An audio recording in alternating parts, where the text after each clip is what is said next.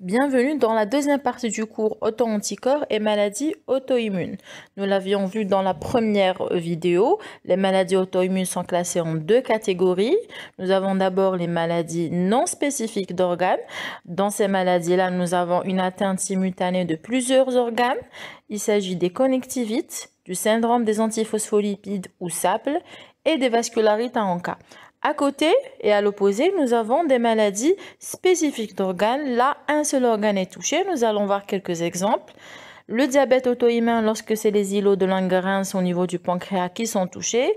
La thyroïdite auto-immune, c'est l'exemple de Basedow et Hashimoto. La maladie cœliaque lorsque ça touche l'intestin. L'anémie de Biermer qui est une gastrite auto-immune. Les hépatopathies auto-immunes qui regroupent les hépatites auto-immunes type 1 et 2 et la cholangite biliaire primitive ou CBP.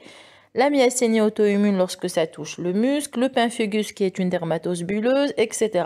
Il existe énormément d'exemples. Beaucoup d'organes peuvent être touchés par une réponse auto-immune. Alors dans cette vidéo, nous allons nous concentrer sur les maladies non spécifiques d'organes et surtout sur les connectivites. Nous l'avions vu, les connectivites regroupent 6 maladies. Nous avons le lupus érythémateux systémique, le syndrome de Gougerot-Sjogren, appelé aussi syndrome de Sjogren, à ne pas confondre avec le syndrome sec. Il comprend un syndrome sec, mais il n'est pas appelé syndrome sec. La sclérodermie systémique, à ne pas confondre avec la sclérodermie localisée, appelée aussi morphée. La polymyosite, la dermatomyosite aussi, qui font partie également des myopathies inflammatoires idiopathiques. La polyarthrite rhumatoïde, il ne faut pas croire qu'elle est spécifique d'organes. On peut avoir des atteintes systémiques. Et la connectivite mixte. La connectivite mixte n'est pas une association de plusieurs maladies, c'est une maladie proprement dite, mais elle peut avec le temps se différencier vers une autre connectivite, à savoir un lupus, une sclérodermie, etc.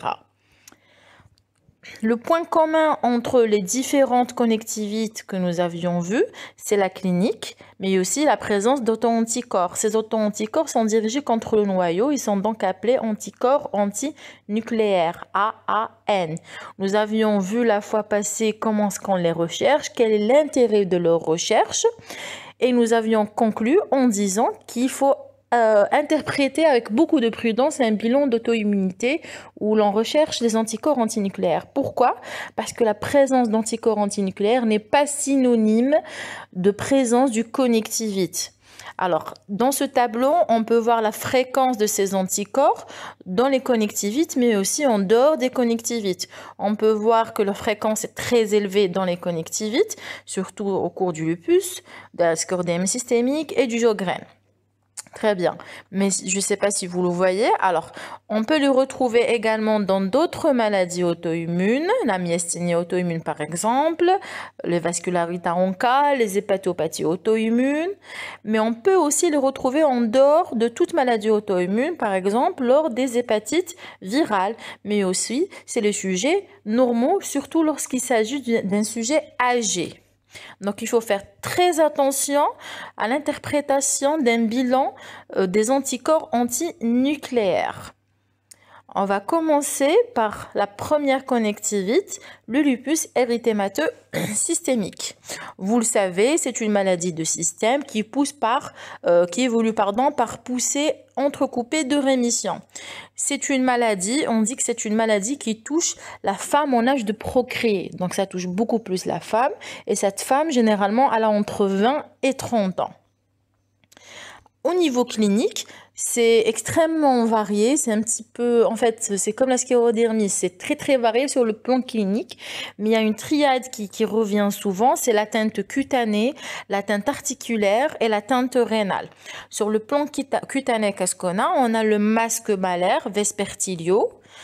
On a aussi un nivedo. On peut avoir, on a aussi cette photosensibilité et il y a ce qu'on appelle le lupus discoïde.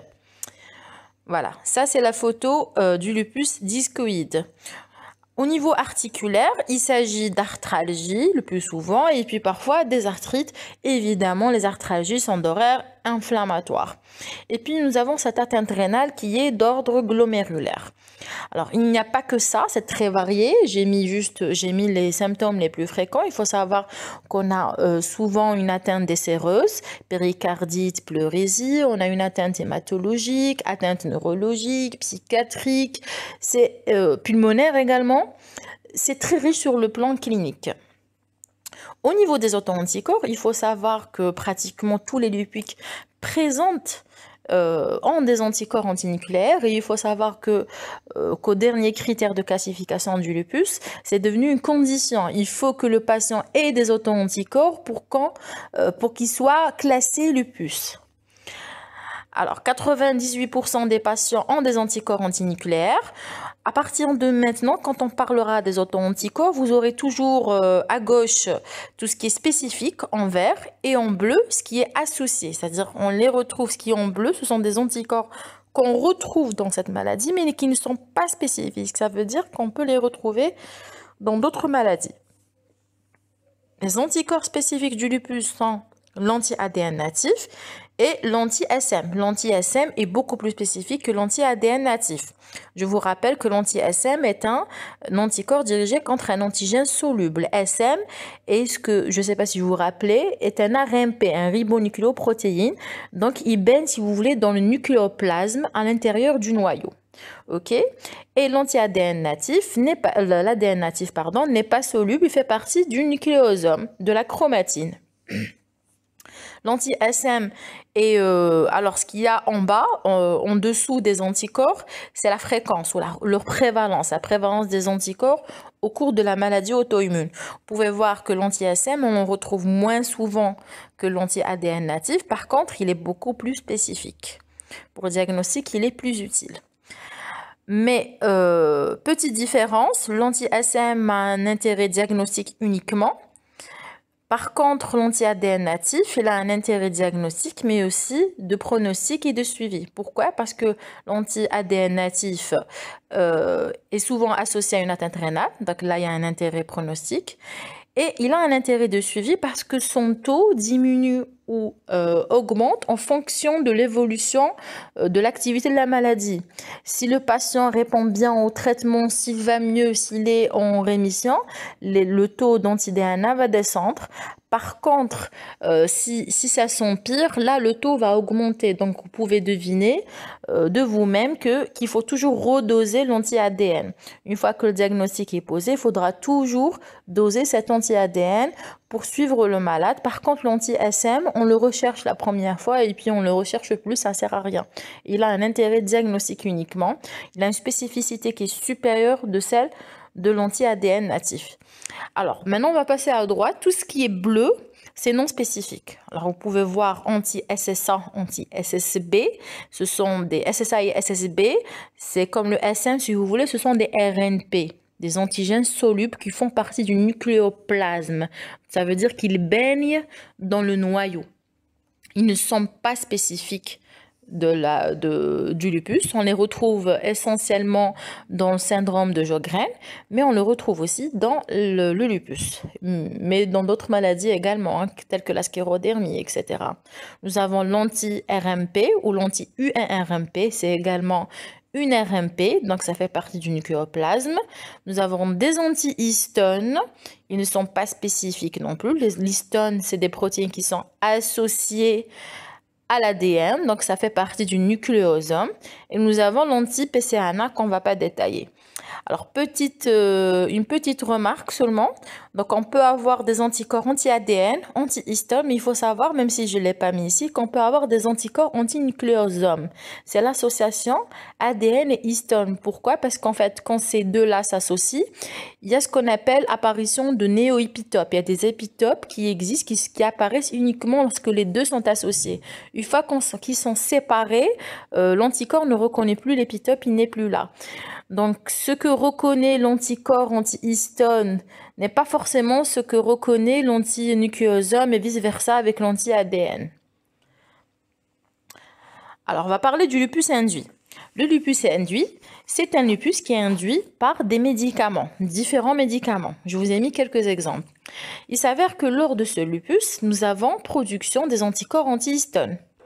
mais ils ne sont pas spécifiques. Ça veut dire quoi? Ça veut dire que l'antihistone, je peux l'avoir dans le lupus simple, non induit, mais aussi dans l'induit. Il est tout le temps présent dans le lupus induit, mais pas dans le lupus simple, standard.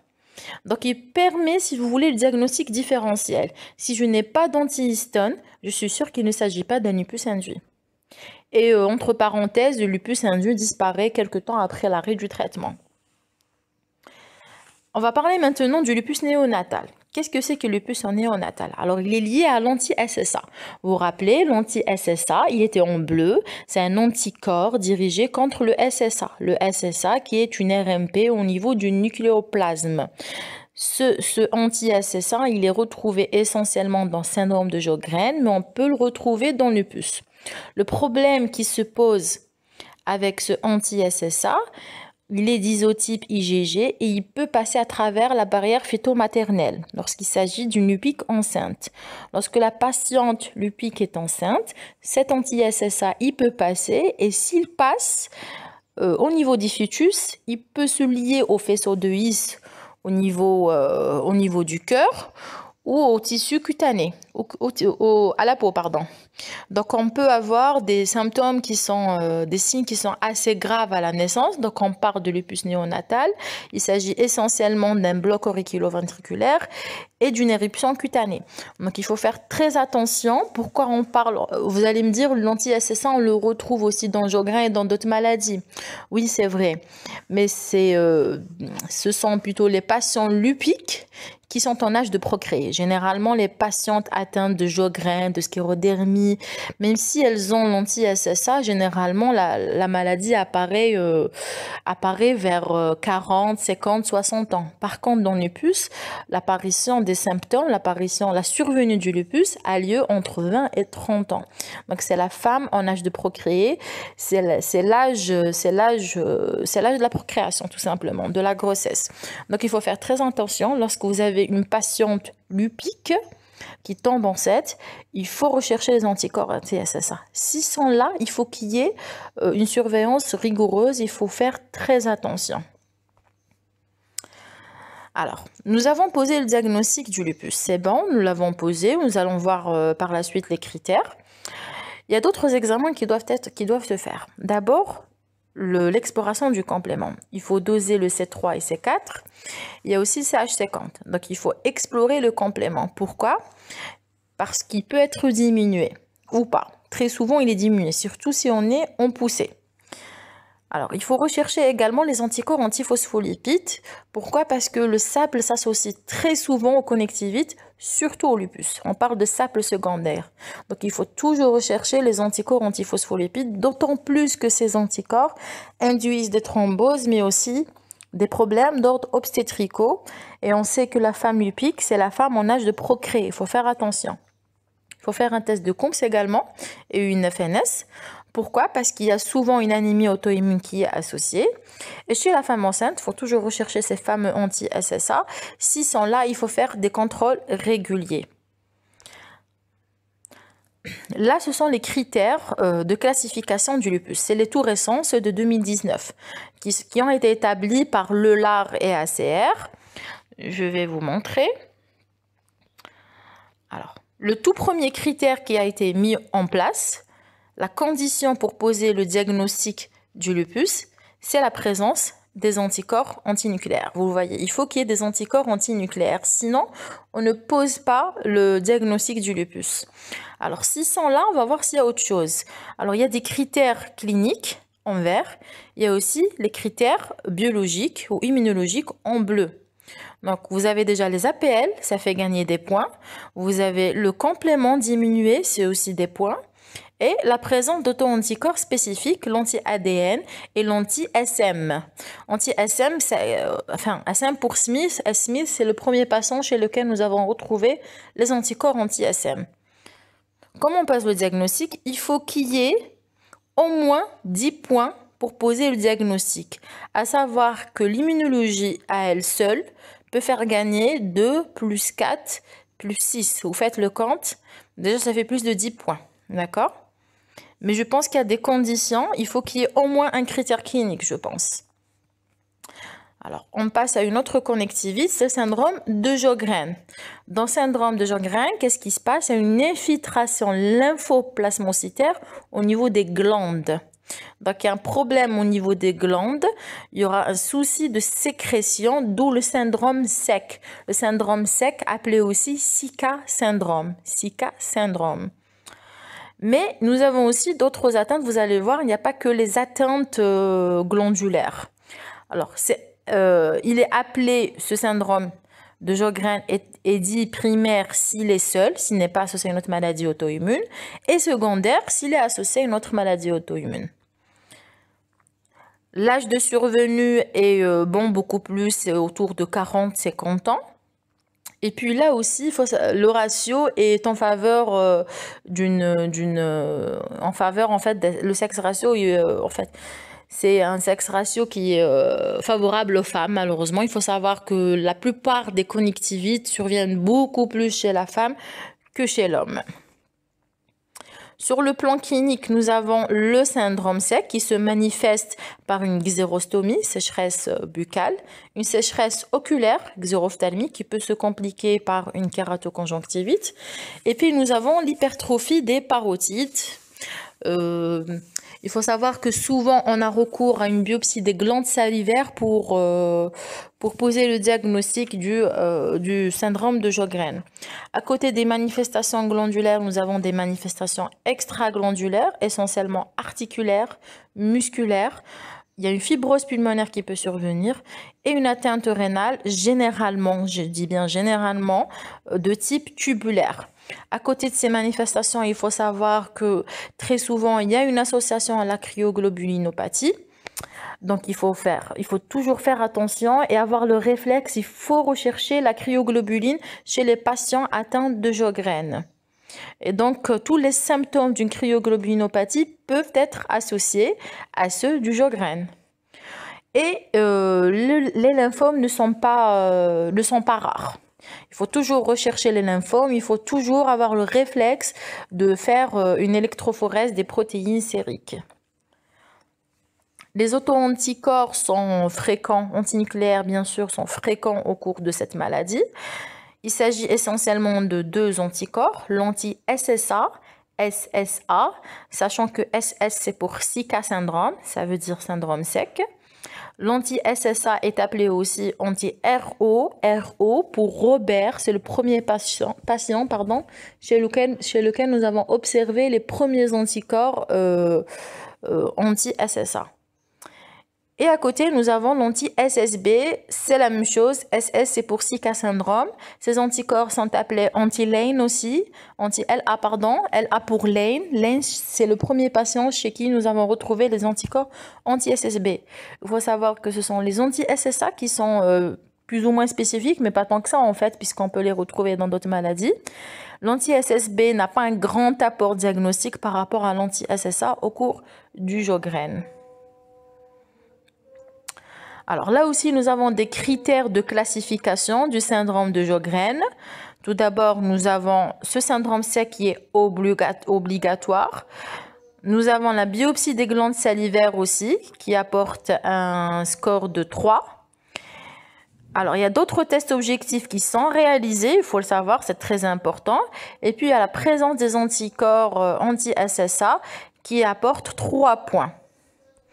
Et le diagnostic, ou plutôt la classification en Sjögren, est faite à partir d'un score minimal de 4. Nous allons passer à la sclérodermie systémique. Alors, la sclérodermie systémique, il ne faut pas la confondre avec la sclérodermie localisée. À gauche, vous avez la localisée, appelée la morphée. Là, nous avons juste une sclérose cutanée qui peut survenir sous forme de coups de sabre, de plaques, de bandes, de gouttes, etc. Il n'y a pas d'atteinte systémique et il n'y a pas d'auto-anticorps. Par contre, à droite, dans la sclérodermie systémique, nous n'avons pas qu'une sclérose cutanée, nous avons aussi une atteinte multiviscérale et la présence d'auto-anticorps. Nous allons nous intéresser donc à la sclérodermie systémique. Dans cette maladie auto-immune, nous avons des anomalies de 3 types de cellules. Les fibroblastes qui induisent une fibrose, les cellules endothéliales qui induisent une vasculopathie et une anomalie au niveau des cellules immunitaires, ce qui entraîne un dysfonctionnement immunitaire, de l'inflammation, mais aussi la production d'auto-anticorps. Sur le plan clinique, comment ça va se manifester? Il faut savoir que c'est très riche. Nous ne pouvons pas citer toutes les manifestations, nous allons citer les principales. Alors, l'atteinte fibroblastique va se manifester par une sclérose cutanée lorsque ça atteint le derme. Alors, une fibrose œsophagienne, en fait, tout le tube digestif peut être atteint, mais c'est surtout l'œsophage. Donc, on aura des troubles de motilité œsophagienne, ça va se manifester par une dysphagie et un reflux. Et on peut avoir aussi, quand ça touche le poumon, une pneumopathie interstitielle diffuse, ça se manifeste par une toux sèche et une dyspnée. La vasculopathie va, elle, se manifester par un syndrome de Raynaud, des nécroses et des ulcères digitaux lorsque ça touche les petits vaisseaux. On peut avoir aussi une crise rénale aiguë, c'est très grave, même si c'est rare, c'est très grave lorsque ça touche les vaisseaux au niveau rénal. Et on peut avoir aussi une hypertension artérielle pulmonaire, HTAP, et c'est très grave, ça peut induire la mort lorsque ça touche l'artère pulmonaire, voilà. La dysfonction immune, elle est responsable de beaucoup d'inflammations. L'inflammation joue un rôle très important dans la physiopathologie de la sclérodermie systémique, mais aussi elle induit la production d'auto-anticorps. Parmi ces auto-anticorps, nous avons les anticorps antinucléaires qui apportent une grande aide au diagnostic. Entre parenthèses, il faut savoir qu'avant, il y a très longtemps en fait, les patients atteints de sclérodermie mouraient de crise rénale aiguë. Mais actuellement, on arrive à dépasser cette crise car on arrive à l'appréhender, à la maîtriser, à la traiter. Elle est devenue très rare. Donc actuellement, les patients atteints de sclérodermie meurent plutôt de PID, de pneumopathie artérielle diffuse, et d'HTAP.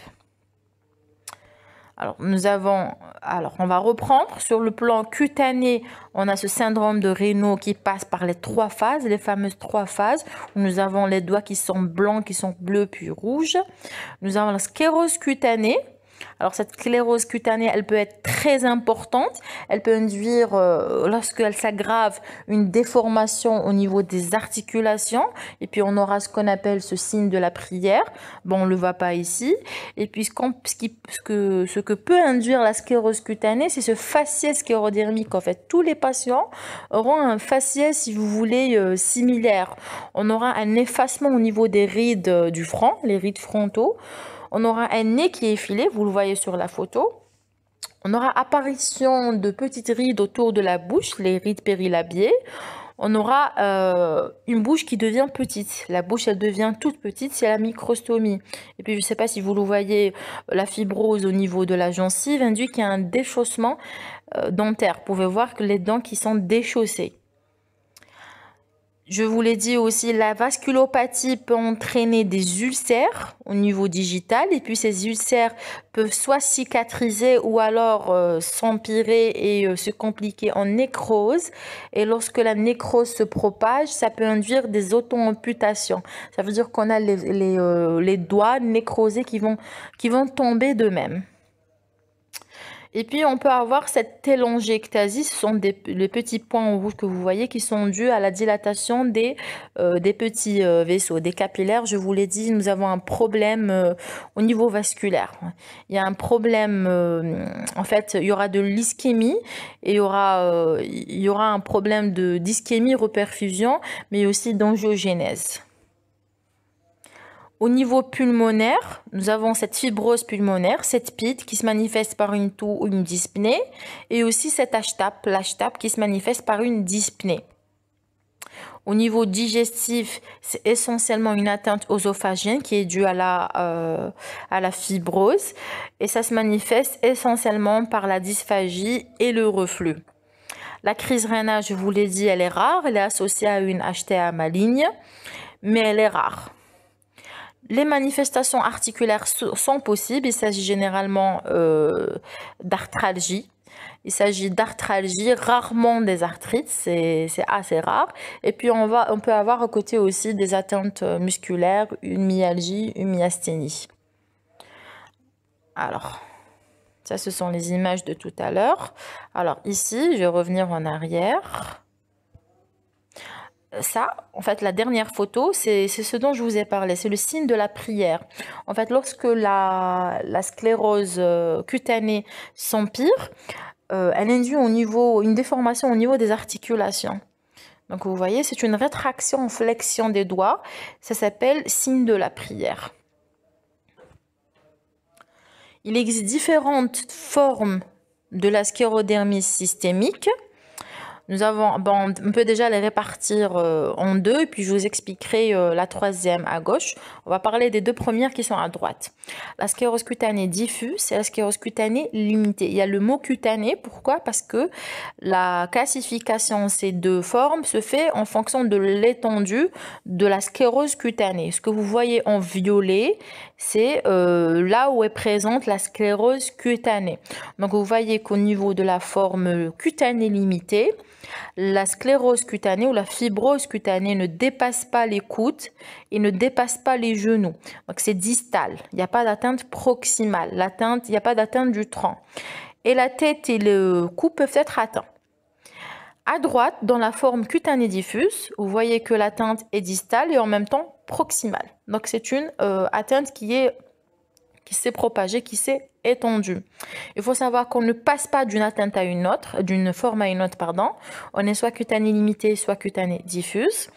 Et la gravité, si vous voulez, des atteintes viscérales suit un petit peu l'atteinte cutanée.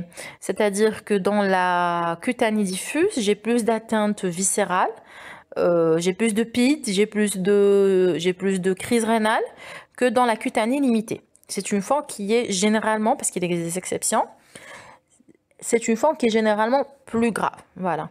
Et puis au niveau des auto-anticorps, il y a aussi des petites différences. Bon, je vais vous les citer même si on ne les a pas encore abordées. Au niveau de la cutanée diffuse, on a de l'anti-SCLE 70 surtout. Pourquoi? Parce que l'anti-SCLE 70 suit beaucoup plus la PID, la pneumopathie interstitielle diffuse. Et c'est au niveau de cette forme que nous avons beaucoup de PID. Par contre, au niveau de la forme cutanée limitée, on retrouve beaucoup plus l'anticorps anti-centromère. Très bien. Donc, on a parlé de ces deux formes. Pour la troisième forme, celle qui est tout à fait à gauche, la forme limitée ou synéscléroderma, nous n'avons pas, en fait, c'est la même chose que la cutanée limitée, sauf qu'on enlève le mot cutané. Pourquoi? Parce que tout simplement, nous n'avons pas de fibrose cutanée. En fait... c'est la même forme sur le plan atteinte viscérale, atteinte et production d'auto-anticorps, mais on enlève juste, il n'y a pas de fibrose cutanée en fait. C'est la même chose sans fibrose cutanée. On passe aux auto-anticorps. Il faut savoir que la plupart des patients, plus de 95% des patients sclérodermiques ont des anticorps antinucléaires ou facteurs antinucléaires, FAN. Il s'agit essentiellement des anticentromères et de l'anti-SCLE 70, appelé aussi antitopoisomérase, d'où le ATA. Très bien. Ce sont des anticorps qui sont spécifiques, qui sont en vert. Ils sont très spécifiques. L'anticentromère, on le retrouve beaucoup plus dans la cutanée limitée. Et l'antitopoisomérase, une ou anti-SCLE 70, est retrouvé beaucoup plus dans la cutanée diffuse. Ok, ils sont spécifiques. Et à côté, nous avons un paquet d'anticorps sous le nom d'anticorps antinucléolaires. En fait, ce sont des anticorps dirigés contre les constituants du nucléole. Nous en avons parlé la fois passée. C'est un groupe hétérogène d'anticorps. Certains de ces anticorps, tels que anti-febrillarine, anti-THTO, sont spécifiques à la sclérodermie, et d'autres, tels que l'anti-PM-SCLE, anti-NOR90, ne sont pas spécifiques à la sclérodermie. Pourquoi? Parce qu'on peut les retrouver en dehors de cette maladie. D'où la couleur, si vous voulez, entre vert et bleu. C'est pour vous dire que c'est entre les deux. Pour certains, ils sont très spécifiques et pour d'autres, il n'y a pas de spécificité. Alors, ah oui, très bien. Donc, nous avons le nucléole ici. Donc, ça, c'est le nucléole. Dans le nucléole, nous avons de l'ADN. À quoi sert cet ADN? Il sert à coder pour les ribosomes. Donc, à partir de cet ADN, nous allons produire le ribosome, vous voyez tout en bas, avec la petite et la grande sous-unité. Donc, cette production nécessite plusieurs étapes, transcription, méthylation, clivage, assemblage, etc. Et pour que ces étapes puissent avoir lieu, il y a intervention de différentes protéines. Vous voyez, ARN polymérase, NOR90, K70, U3-RMP, THTO, PM-SCLE, B23, C23. Toutes ces protéines, enzymes et RMP sont ciblées par les anticorps antinucléolaires. Ce sont tous des cibles d'anticorps antinucléolaires et ces anticorps sont tous retrouvés au cours de la sclérodermie. La plupart de ces anticorps sont spécifiques. En fait, ils sont tous spécifiques en dehors du NOR90 et du PM-SCLE. Voilà. C'est pour ça que lorsqu'on a un aspect, si vous voulez, quand on recherche les anticorps par IFI sur EP2, lorsqu'on a un aspect nucléolaire, on ne passe pas forcément à l'identification parce qu'on est presque sûr qu'il s'agit d'une sclérodermie et puis en fait l'idéal ça serait de passer à l'identification, mais tous les laboratoires n'ont pas les moyens de faire l'identification des anticorps antinucléolaires. La plupart des laboratoires possèdent les kits nécessaires pour identifier les cibles de l'homogène et du moucheté. Le centromérique, généralement, c'est pas la peine d'aller vers l'identification parce que les seules cibles d'un aspect centromérique sont les CMP A, B et C. Ils sont pratiquement tous spécifiques à la sclérodermie. Par contre, dans le nucléolaire, on va dire que la plupart sont spécifiques à la sclérodermie, mais pas tous. Voilà. Alors ça, ce sont les critères de classification de Windows à sclérodermie systémique. Il y a les critères cliniques. Et puis à côté, nous avons les critères immunologiques qui peuvent apporter 3 points. Et il faut un minimum de 10 points pour poser le diagnostic de la sclérodermie systémique. On va passer maintenant à la polymyosite et la dermatopolymyosite. Ce sont deux pathologies qui font partie des myopathies inflammatoires idiopathiques. Nous avons, en fait, c'est une maladie auto-immune lors de laquelle c'est le muscle qui est atteint. C'est une atteinte qui est proximale, non pas distale. Il s'agit généralement des muscles de ceinture. Et ça va se manifester sur le plan clinique par une faiblesse musculaire et une douleur musculaire, donc myasthénie et myalgie. La même chose pour la dermatomyosite, c'est comme la polymyosite, mais nous avons en plus une atteinte cutanée assez caractéristique. Il s'agit d'un érythème violacé, herpétiforme, qui siège au niveau des paupières, mais aussi on peut avoir cet érythème au niveau de la face dorsale des mains et des doigts. On peut avoir aussi au niveau autour, si vous voulez, autour du cou. En fait, c'est assez variable, mais c'est assez caractéristique aussi. C'est un érythème violacé qui est assez caractéristique. À côté de cette atteinte musculaire et dermatologique, on peut avoir une atteinte systémique. Il s'agit souvent des arthralgies et de l'atteinte pulmonaire. Donc, ça peut survenir au cours de la polymyosite et au cours de la dermatomyosite. Les auto-anticorps ici sont vraiment, c'est un groupe très hétérogène. Il peut y avoir différents anticorps. Ils sont pratiquement tous antinucléaires, mais ils ne sont pas tous détectés par IFI sur EP2 malheureusement parce que souvent déjà ils sont de faibles titres. Alors, ce qu'il faut retenir pour la polymyosite, c'est les anticorps dirigés contre les ARNT synthétases. Les ARNT synthétases sont des enzymes, je ne sais pas si vous vous rappelez, qui interviennent lors de la traduction des protéines. Voilà. Sinon, pour la dermatomyosite, il existe un groupe hétérogène. Si vous êtes étudiant en médecine, pharmacie, ou vous préparez le résidana, c'est pas important de retenir tous les anticorps de la dermatomyosite parce qu'ils sont, je sais, ils sont très compliqués. C'est l'anti-MI2, anti-TIF1-gamma, MDA5, SAE, NXP2. Très bien, ça c'est pour ce qui est spécifique, tout ce qui est vert. Maintenant, on va passer au bleu. Au niveau du bleu, ce sont les anticorps qui peuvent être associés aux myopathies inflammatoires. Bon, ici, il s'agit de la dermatomyosite et polymyosite, mais qui ne sont pas spécifiques. Ça veut dire qu'on peut les retrouver ailleurs. Il y a l'anti-KU, l'anti-PM-SCLE, rappelez-vous, c'est un antinucléolaire, qu'on retrouve aussi dans la sclérodermie. L'anti-SSA, rappelez-vous du SSA, qui est plus ou moins spécifique du Sjögren, mais il peut être retrouvé dans le lupus, il peut être... Vous voyez, il n'est pas spécifique. C'est une RMP. D'accord? C'est un antigène soluble. Les antigènes solubles, rappelez-vous, c'est tout ce qui baigne dans le nucléoplasme à l'intérieur du noyau. Et puis nous avons l'anti-URMP, parfois on écrit RMP tout court. L'anti-URMP, c'est aussi une RMP, RMP présente dans le noyau, dans le nucléoplasme, qui n'est pas spécifique. L'anti-RMP ou anti-URMP n'est pas spécifique d'une connexivite, mais on la retrouve chez tous les patients, 100% des patients atteints de sclérodermie, de connectivité mixte. Vous allez le constater.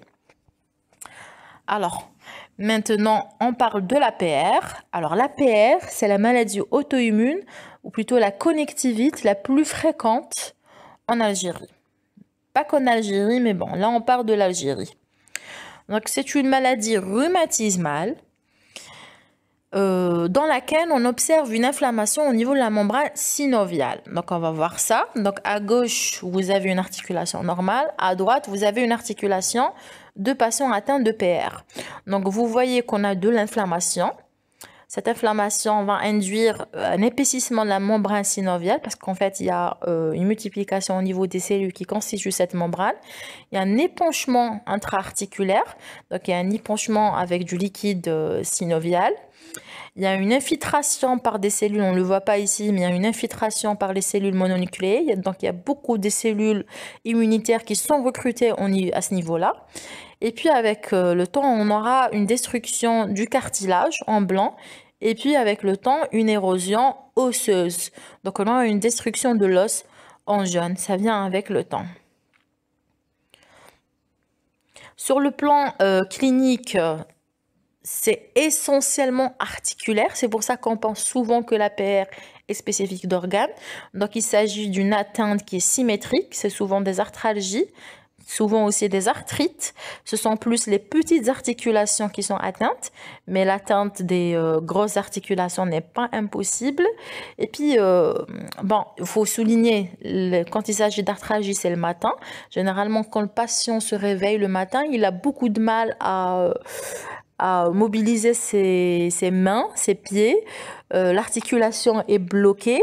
Et il y a ce qu'on appelle cette raideur matinale et ce dérouillage matinal, c'est-à-dire que pour qu'il se débloque, il faut 1, 2, 3 heures. Ça dépend de la gravité, de l'étendue de la maladie.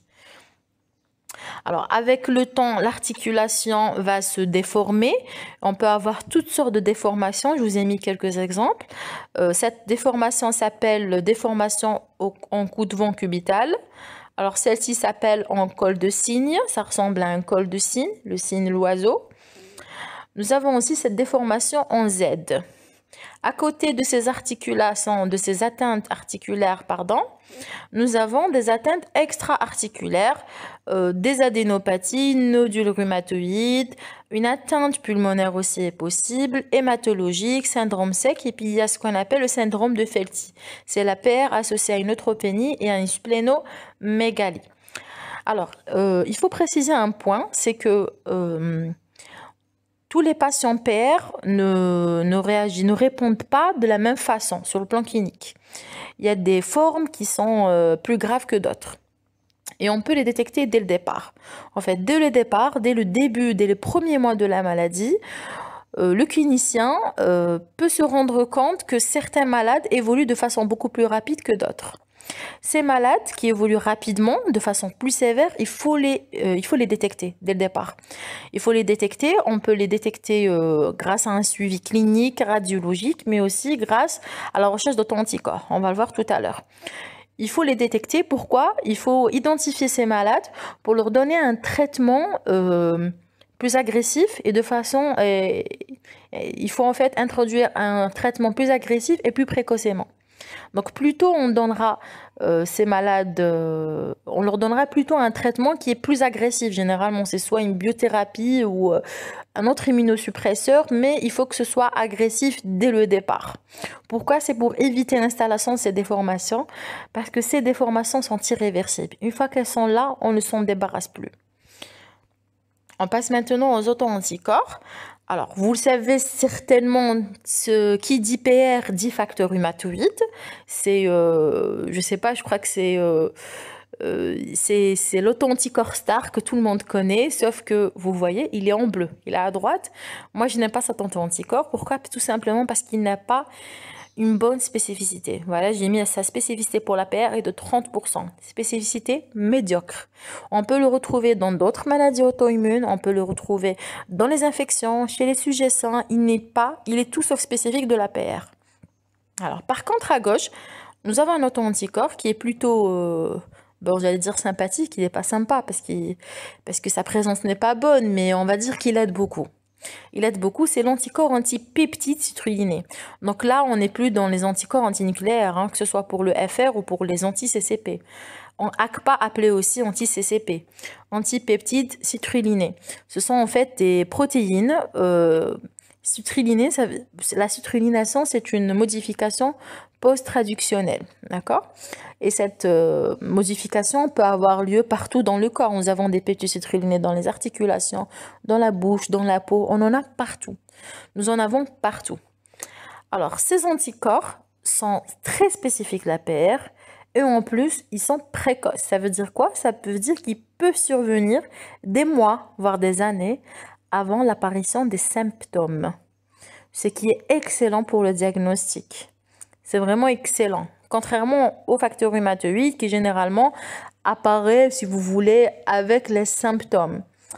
Et puis un autre point, il s'avère que, vous vous rappelez, je vous ai dit, il existe des malades qui font des formes plus sévères. Il faut les identifier. Eh bien, ces malades-là, généralement, ils ont des taux plus élevés d'anti-CCP dès le départ. Donc, si vous les anti-CCP aident aussi à identifier ces malades qu'il va falloir mettre sous traitement agressif dès le départ. Donc, le challenge, au fait, je vous l'ai dit dans la PR, de diagnostiquer et de traiter ces cas qui sont plus sévères. Pourquoi? Pour éviter ces déformations qui sont irréversibles. Alors, à côté de ces auto-anticorps facteurs rhumatoïdes et anti-CCP, on peut avoir le fameux anticorps antinucléaire. Alors, les cibles sont diverses. Ils peuvent être dirigés contre l'histone, d'autres protéines appelées HMG, etc. Ce ne sont pas des anticorps spécifiques. Vous voyez que les cibles ne sont pas spécifiques. Donc, on peut avoir... Pourquoi je vous dis ça? Parce que lorsqu'on a des arthralgies, par exemple, vous avez une patiente qui a 20 ans, 30 ans, 40 ans qui se plaint d'arthralgie d'ordre inflammatoire. Premier réflexe, vous allez demander facteur rhumatoïde, CCP, accompagné de recherche d'anticorps antinucléaires. Pourquoi? Parce que les arthralgies sont courantes au cours de toutes les connectivites. S'il s'agit d'une PR, vous pouvez avoir un petit homogène ou un petit moucheté qui peut aller jusqu'à 320, 1 sur 320 pour le titre, mais vous n'allez pas retrouver de cible parce qu'on ne recherche pas couramment les anti-histol, les anti-HMG. C'est pas des cibles spécifiques, donc on ne les recherche pas. Il ne faut pas vous étonner. Lorsque vous avez un bilan d'un patient PR avec des anticorps antinucléaires positifs, il ne faut pas que vous soyez étonné. D'accord? C'est pour vous dire ça simplement. Alors, on passe maintenant aux critères. Ce sont les critères 2010. Vous voyez que la plupart des critères ont été établis par les sociétés savantes de rhumato. ELAR, c'est la société savante en Europe. Et ACR, c'est le club américain de rhumatologie. Alors, nous avons des critères cliniques en vert, des critères immunologiques en bleu. Vous voyez que le FR garde quand même une place. Il est tout aussi important que l'anti-CCP. Alors, il faut au moins 6 points pour poser le diagnostic. Et puis, nous avons ici aussi l'AVS, la CRP et la durée des symptômes qui comptent. D'accord? Donc, ce sont des éléments importants pour poser le diagnostic de la polyarthrite rhumatoïde. On passe maintenant, ça va être un passage éclair, je pense. à la connectivité mixte. Alors, je vous laisse ce texte, mais moi, je vais vous dire les choses à retenir simplement. Alors, connectivité mixte, c'est une maladie. C'est une maladie lors de laquelle nous avons quelques symptômes de lupus, quelques symptômes de sclérodermie, quelques symptômes de Sjögren, mais nous n'aurons jamais assez de symptômes, assez de critères de lupus pour poser le diagnostic du lupus, jamais assez de critères de sclérodermie pour poser son diagnostic, etc.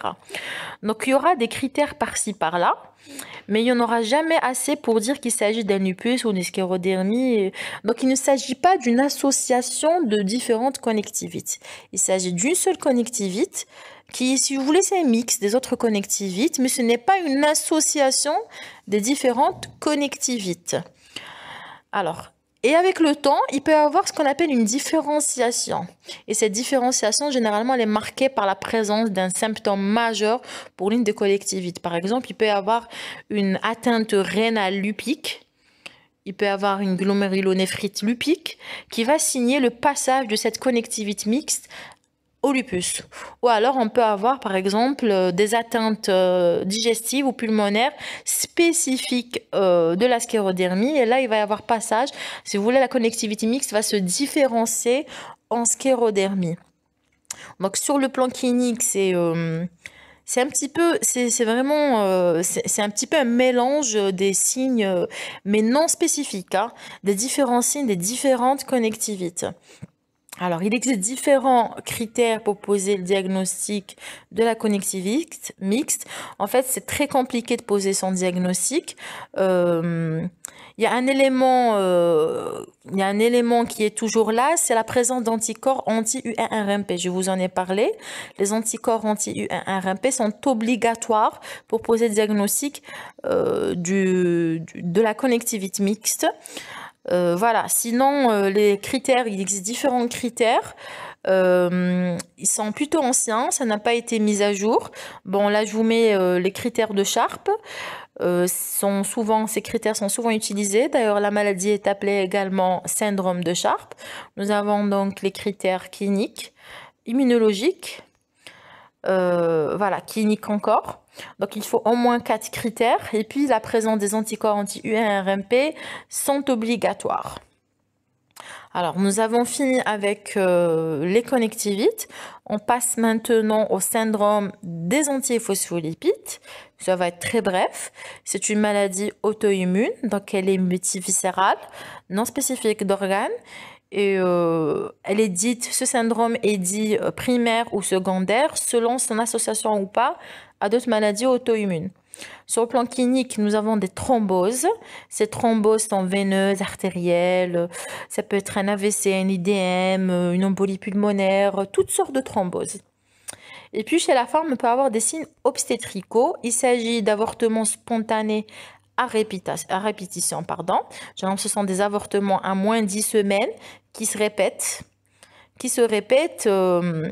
Et ce n'est pas entrecoupé d'une grossesse normale. On peut avoir une mort in utero, et même une naissance prématurée.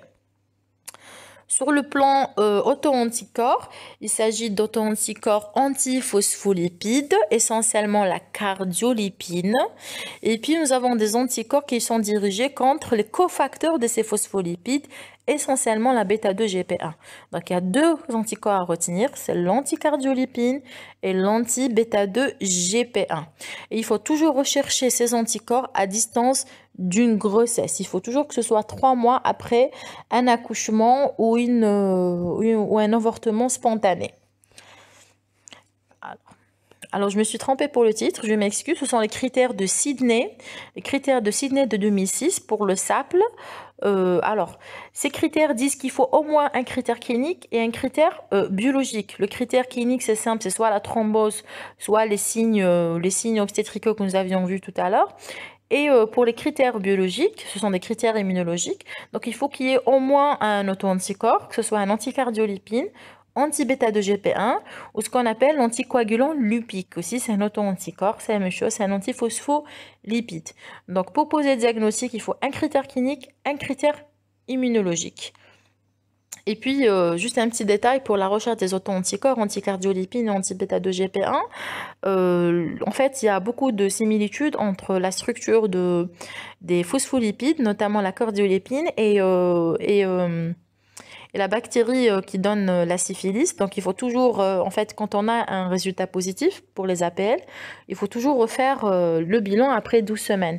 Il faut que la positivité du résultat se maintienne après 12 semaines pour dire qu'il y a réellement un anticorps anti-phospholipide. Donc, il faut toujours refaire le bilan de SAPL après 12 semaines. Alors, maintenant, on passe aux vascularites en cas. Les vascularites en cas, comme le nom l'indique, il s'agit en fait de maladies auto-immunes lors de laquelle nous avons une inflammation au niveau des vaisseaux. Il s'agit des petits et moyens vaisseaux, essentiellement les petits.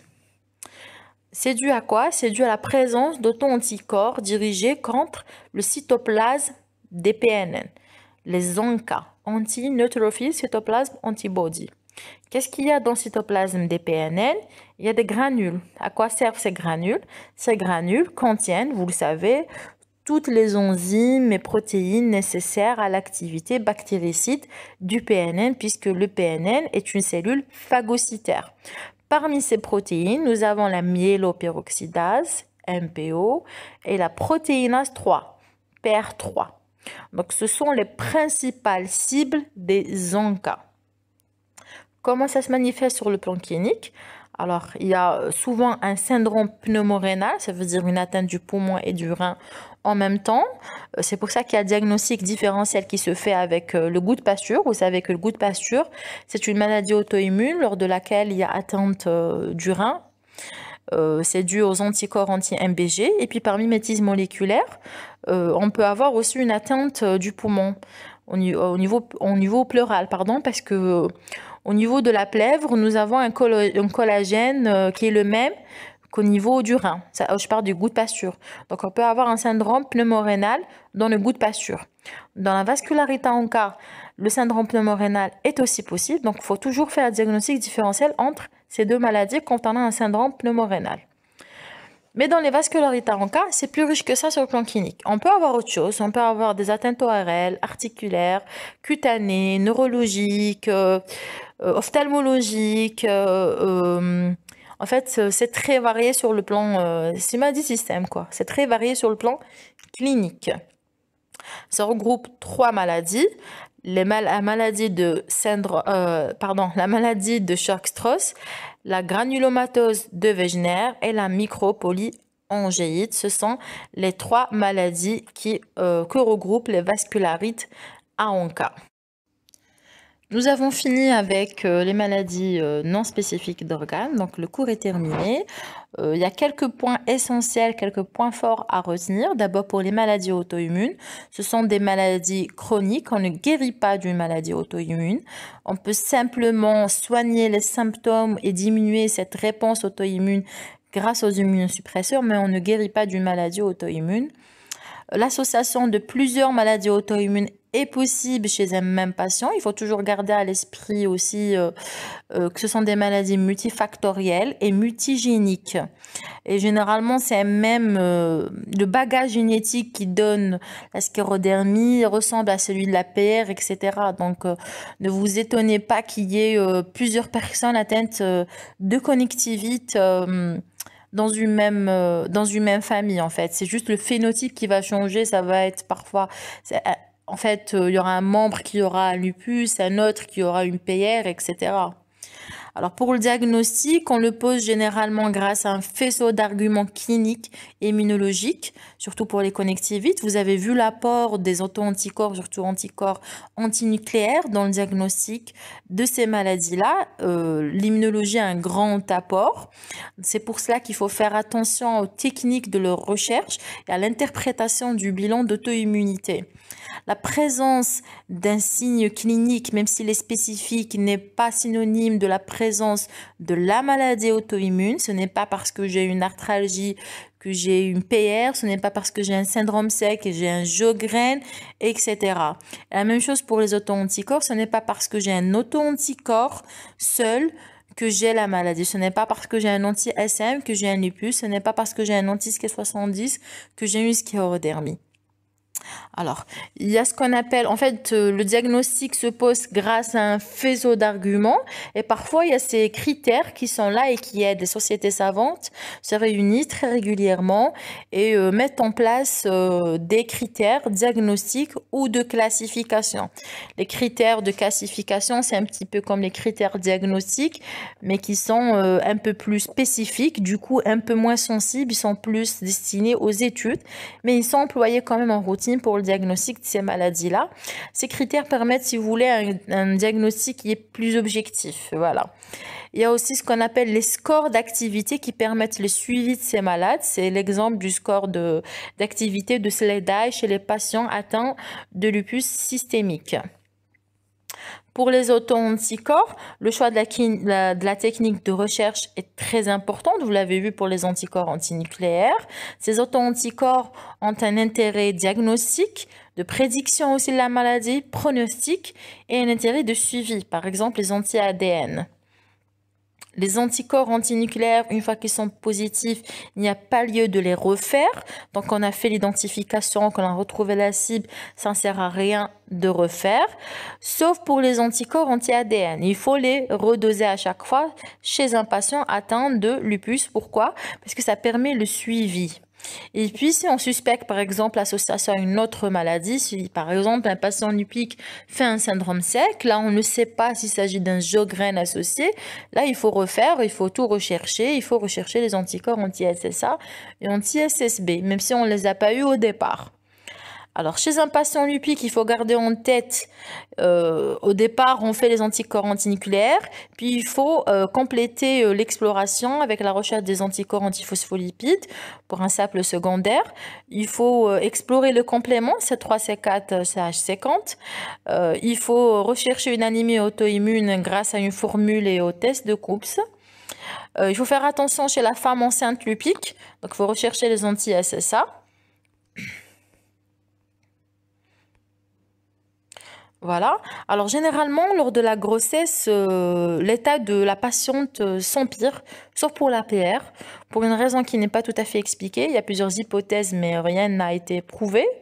Sauf pour l'APR où la malade, si vous voulez, son état s'améliore. Dans toutes les connectivites, lorsque la patiente est enceinte, c'est compliqué. L'état de santé de la patiente s'empire. Donc, il faut toujours faire attention et rechercher ces anticorps anti-SSA s'il s'agit d'une patiente lupique. Alors, vous l'avez vu, le diagnostic nécessite une recherche des auto-anticorps, mais ce sont surtout les signes cliniques qui permettent de demander cette recherche au départ. Donc, les signes cliniques sont très variables et lorsqu'on est dans la situation des maladies auto-immunes non spécifiques d'organes, ça demande l'intervention de médecins de différentes spécialités. Donc, la collaboration entre différents cliniciens est nécessaire et la collaboration clinico-biologique est aussi très importante. Je vous remercie et prenez soin de vous lors de ce confinement. Merci.